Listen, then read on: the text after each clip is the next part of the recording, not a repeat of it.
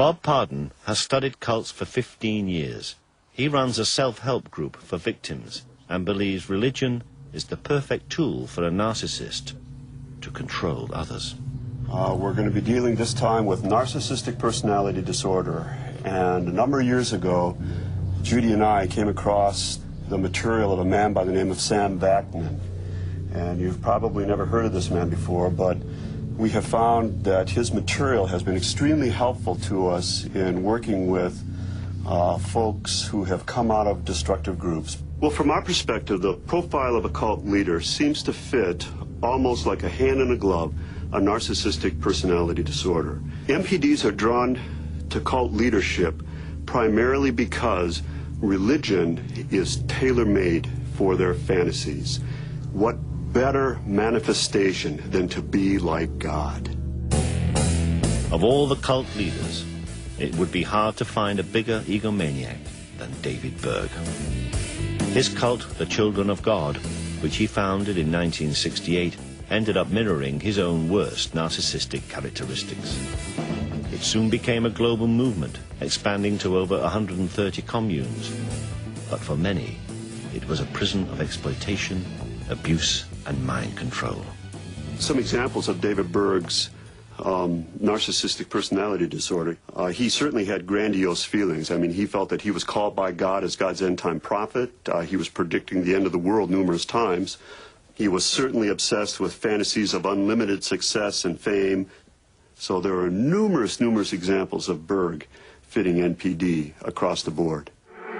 For those born into Berg's cult, they had no choice but to follow his idealism, such as the Jones sisters, who witnessed Berg's extreme narcissism from an early age.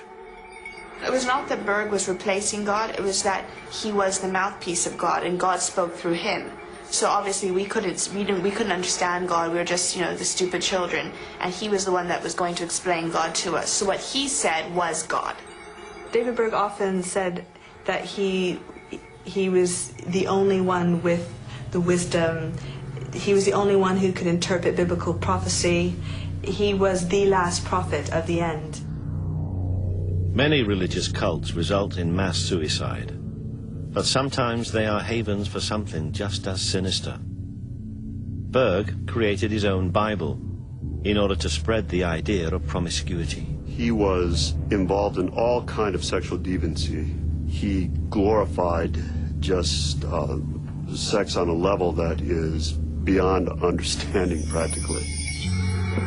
Berg even used his wife Karen to entice new followers. He got this idea, him and Karen Zerby would go out to nightclubs and stuff, and he would get a kick and enjoy watching her flirt with these younger men, or men her age, and and he thought it was a good idea that she should take them back to the hotel room or house and sleep with them.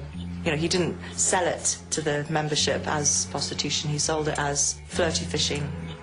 He was the fisher, the women were the bait with the hook, and these lonely men, lots of money, were the fish. Berg's idealism began to catch on. As the membership grew, shockingly, Berg removed the age limit for sexual partners. Sex was just a part of life. It was all around you. The adults were walking around naked. They were having sex right there every single night in your room. Your teacher would have sex right there. We'd have classes, live classes demonstrating how to have sex, teaching us. We'd have date nights where we'd pair off even as little 2-3-year-olds and, have mock sex, basically. Except for some of the kids actually were doing it realistically because they'd been taught in a live class. I had to be aware that an adult man was in love with me, and I was only 6 years old. If there was an adult male in the commune that took a fancy to you, you couldn't do much about it, really.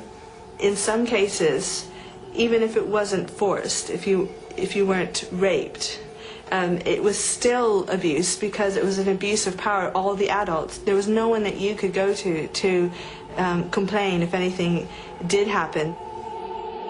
Incredibly, Berg led the Children of God for a quarter of a century before his death in 1994. Some will never forget his narcissistic personality. His legacy to our generation is just a lot of pain. I've seen so many hurt individuals. I know a lot of our generation have committed suicide or gotten into drugs, or it's messed up their lives completely, and a lot of brave ones who have moved on and made something of their lives, and it's very commendable. But to our generation, only harm has come out of David Berg's teachings. With at least 7 out of 9 possible traits of NPD, a cult leader is a dangerous example of a narcissistic personality. But what type of individual would have all 9? Never before has anyone been diagnosed with the full set. Until now. Normally, most individuals have 1 or 2 of the characteristics of narcissistic personality. Brian had 9. All 9.